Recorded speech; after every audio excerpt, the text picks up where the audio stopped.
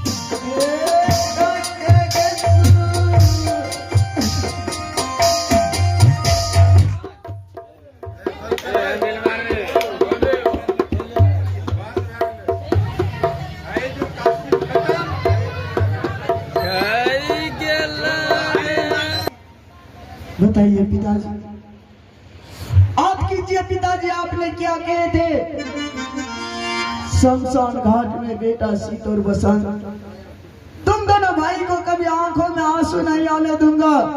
अभी तुम्हारा पिता जीवित है, माता और पिता का प्यार देकर तुम दोनों भाई को पोस पाल कर बड़ा करूंगा। वैसा करके दिखाइए पिताजी। कभी एहसास नहीं होने दिए मानिकपुर शहर में दोनों भाई का मान नहीं है। जहाँ जहाँ दोनों भाई ने अपना कदम रखे वहाँ वहाँ दिल को रख दिए पिताजी। लेकिन आज हम दोनों भाई को सीने से लगने की जगह पैरों से ठुकरा रहे। क्या यही वचन दिए थे पिताजी? क्या आपका खून इतना गंदा है जो हम दोनों भाई का खून इतना गंदे निकलेगा पिताजी? बेटा वसंत, तुम दोनों भाई के साथ में बहुत बड़ा भूल कर दिया। जैसा हमें नहीं करना चाहिए ऐसा भूल कर दिया। मां मर जाने के बाद मैंने दोनों भाई को वचन दिया था, जब तक मेरे शरीर में सांस रहेगा तुम दोनों भाई को कभी आंखों में आंसू नहीं देखती। आज तुम दोनों भाई को मैंने आशीर्वाद देने की जगह पैरों से ठुकरा दिया। लेकिन बेटा सीत वसंत, इस समय मैं सत्य के बंधन में पड़ चुका हूं। क्या? हाँ पुत्र, एक तारछे में सत्य है तो एक तारछे में असत्य है। ना जाने किसका पलड़ा भारी होगा पुत्र। तुम दोनों भाई को बचने के लिए मेरे पास कोई रास्ता ही नहीं दिखाई दे रहा। बस एक ही रास्ता मुझे दिखाई दे रहा है। वह कौन सा रास्ता है पिताजी? और रास्ता वही है, अरे जिस माँ के साथ तुम दोनों भाई अच्छा बुरा सलूक किया है, कहीं उस माँ के चरणों में जाकर माँ से माफी मांग लो। हो सके सौतेली माँ तुम दोनों भाई को कहीं माफ कर दिया तो तुम दोनों भाई को प्राण बच सकता है। नहीं पिताजी, ये आप क्या कह रहे हैं? आप भेज रहे हैं उस सौतेली माँ के पास। आपने तो हम दोनों भाई को जन्म दिए हैं पिताजी। एक झूठी बातों पर हम दोनों भाई को आपने अपने पैरों से ठुकरा दिए। वो तो सौतेली माँ है पिताजी। क्या वो सौतेली माँ हम दोनों भाई को कभी माफ करेगा पिताजी? क्यों नहीं करेगा पुत्र? आखिर माँ माँ होती है, माँ के हृदय में ममता की बात होते हैं पुत्र। उस माँ के चरणों में अगर तुम दोनों भाई गलती भी क्या है, अरे उस माँ के चरणों में जाकर ऐसे कीड़े की तरह गिर गिराना। और उस माँ का हृदय पत्थर का भी होगा तो तुम अपने गिड़गिड़ाहट से मोम बना देना। जरूर तुम पर दया करेंगे और तुम दोनों भाई को अवश्य माफ कर देंगे। तो ठीक है पिताजी, आप कह रहे तो जा रहे हैं, लेकिन पिताजी हम दोनों भाई को जाने में दे रहे, वापस आने में देर नहीं।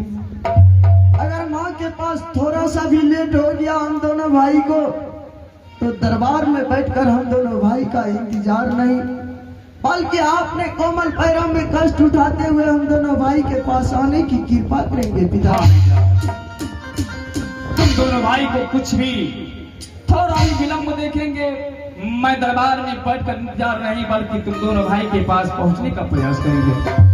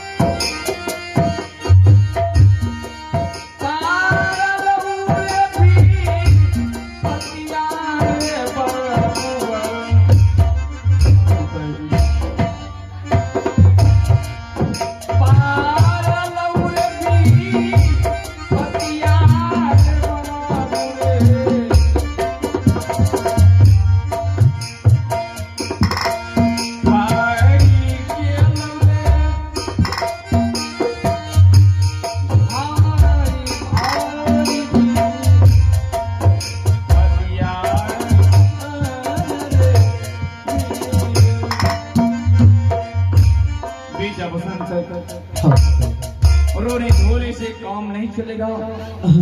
यहाँ से सिकरी माँ के पास चलने का प्रयास करो। जाओ पुत्र। भैया आज देखिए भैया, हम दोनों भाई उस मोड़ पर आ गए कि मौत के सिवा कुछ दिखाई नहीं दे रहा। जो गलती हम दोनों भाई ने की ही नहीं, माँ हम दोनों भाई के ऊपर कितना बुरा अंजाम लगा दिया है। चलिए भैया चलते हैं उसी सतेली माँ के पास। अगर उस सतेली माँ के दिल में थोड़ा सा भी दया होगा, हम दोनों भाई उस सतेली माँ की तरफ पकड़ कर इतना जोर से गिर गया होगा, इतना जोर से। अगर उस सतेली माँ का दिल पत्थर का भी होगा तो आंसू से पिघला कर हम दोनों भाई मोम बना देंगे भैया। भाई बसंत, जिस पिता ने हम दोनों भाई को खून के एक एक बूंद से पैदा किया, हाँ भैया, पोस पाल करके इतना बड़ा किया, इस मानिकपुर शहर में हम दोनों भाई ने जहां जहां अपने कदम को रखा, पिताजी ने अपने दिल को रख दिया। आज देखिए वह पिता हम दोनों भाई को माफ नहीं कर रहे। भला सौतेली माँ हम दोनों भाई को माफ करेंगे?